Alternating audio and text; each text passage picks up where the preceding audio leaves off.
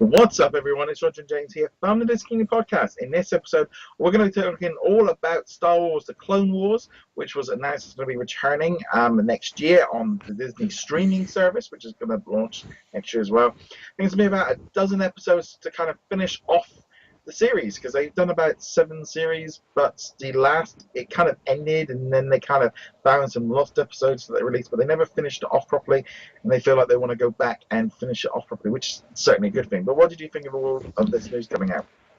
I mean, it was definitely a big surprise, but a good surprise, a happy surprise. I wouldn't necessarily describe it as like found. It's not like these were missing. They knew where they were. And I think this has more to do with Disney being like, we need something to keep people tided over until Resistance starts. Give us something good. Give us something good. This is something that fans have been wanting for a while. Some of the stories that we're going to get here have already been alluded to in other media. We don't know specifically what episodes are coming. At least I didn't see any official announcements, but we can speculate on several of them. We should get the duel between Cad Bane and Boba Fett, which I've seen test animation for. It's up on YouTube if anyone wants to go look for it. There's the story that was turned into the comic book Sons of Dathomir, which was the final comic published by Dark Horse, and it's the only Dark Horse comic that is still in continuity, which is actually kind of cool. That was based on, I think, a 4-episode arc. I don't know if any actual work was done on it, so we might not see it, but it is in comic form, so it doesn't matter.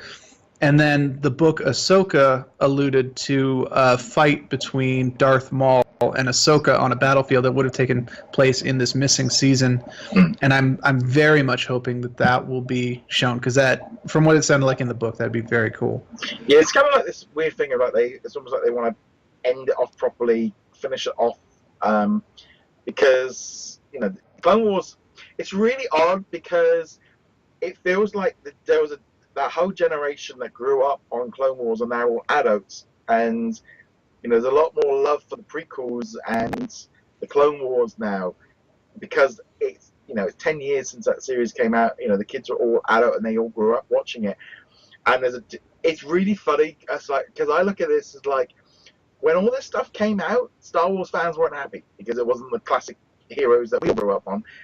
And like now we're having the same thing now with the new era with the Clone Wars. People, this is not what I grew up on, and this isn't Star Wars. Like, I've already gone. Maybe I'm thinking I've already gone through this once before. It's like, it's fine. It'll all link up in the end. It's good. Like the Clone Wars to me was like, I watched a few of the seasons, but I kind of dropped off of it. I didn't really keep me going. But I wasn't the target demographic when it launched, and I saw the first movie and it came out and the first season was like, this is just Saturday morning cartoons, and didn't bother with it. But this series has just grown over the years into a much bigger thing than it was.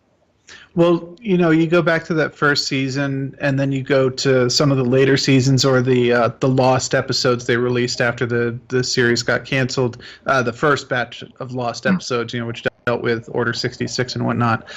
The jump in quality, not just in animation but in writing, is profound. The first couple of seasons they were still finding their voice. They had a couple of really good episodes in there, but what was the point of the series was still kind of being established. And then they found their groove, and they would do a couple episodes which were fairly mature. They'd be war episodes with the clones or with the droids or whatever, and people would die and big violent things would happen. And then you would have a couple episodes where C-3PO or Jar Jar would show up and do some comic relief for a couple episodes, and then back into the war. And they found a good kind of like back and forth pace, and a lot of the characters started to get fleshed out. Even though all the clones were the same, people started to be like, ooh, I really like Rex or Cody or Fives or all these guys. And it slowly grew into this thing, and it got to the point where when they brought in Rebels, they're like, you better have some Clone Wars stuff in there too. So obviously we did in the end. It definitely feels to me as well, getting this out for the streaming service, obviously they can put all the Clone Wars stuff all onto that, and kind of a way of bringing the Star Wars things. It feels like maybe they're like, we want to bring the Clone Wars stuff bring it up, bring new merchandise, bring this era back in properly. It just felt like, okay, we're gonna try and just, because I thought Star Wars was just gonna purely focus on the new era, and it's like, nope, they're going all over the place trying to make sure that if whatever you like, there's going to be something out. And also, I wonder if the drop off between Rebels and then filling in with Clone Wars gives them a bit of a scope to get ready for the next series of this kind, because I don't think Resistance is going to be it. I think Resistance is going to be a temporary series.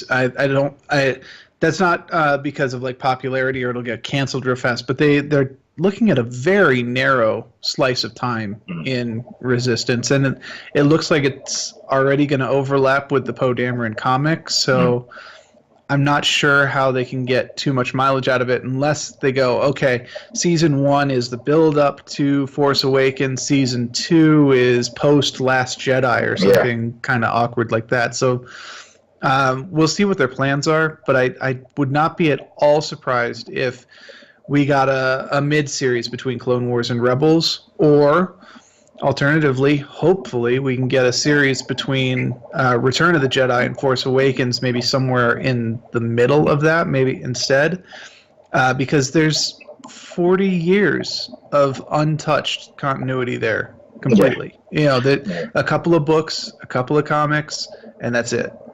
Yeah, so for me, it's like just keep going forward. Stop worrying about filling in all the gaps and stuff. It's like, it's just complicated for general. But I just feel like this series just kind of comes in right at the point when I think Star Wars actually needed a little bit of a boost after all the last two movies and stuff. It's like, let's go back, do a little bit of fan service, do something nice, do something safe, but also, just generally, it just seemed to be a very good reaction to it, the way it came across, and that thing of it's being Clone Wars saved hashtag, and this whole thing of it being for the fans. It definitely feels like this is not necessarily lip service, but just trying to kind of keep everything cool for next year.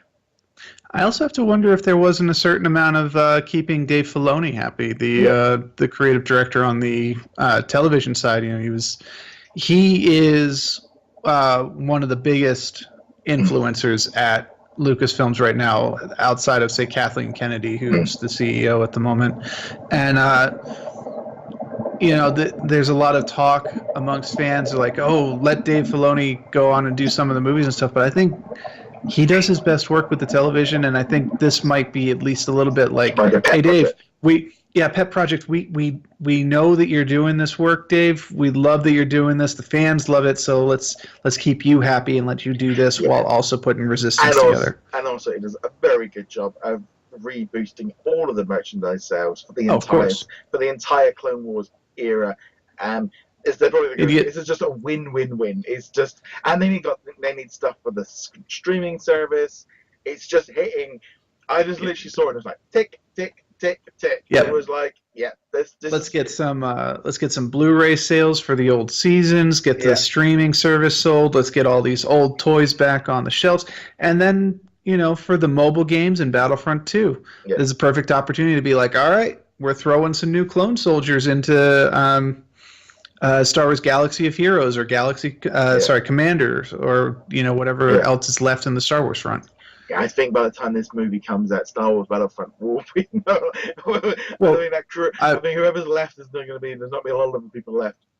Well, I hope they have another game that they've learned the lessons of Battlefront. But they have these platforms to take advantage of this. The clones already exist in many of these platforms. Definitely in Battlefront 2. I know they exist in Galaxy of Heroes. This is an opportunity to do that whole cross-media promotion that Disney really wants to push very hard. So this is a great move all around. Yeah, really excited about this one. Kind of makes me kind of want to make sure I can maybe try and catch up with one of these 3, 4, and 5, so I can at least understand a little bit more. It's just one of those things. I think there's so much produced now, and trying to keep up with everything is never. And I watched the first season 2 and just kind of wrote it off, which I probably shouldn't have. But let us know in the comments below what you guys think of the Clone Wars returning. Let us know what you guys think. Go check us out over at DisKingdom.com. Like, follow, subscribe on all the different platforms. James, where can we find you? Find me at HeroicLegacy.com. On that, guys. Thank you very much for joining us. We'll be back soon. Later.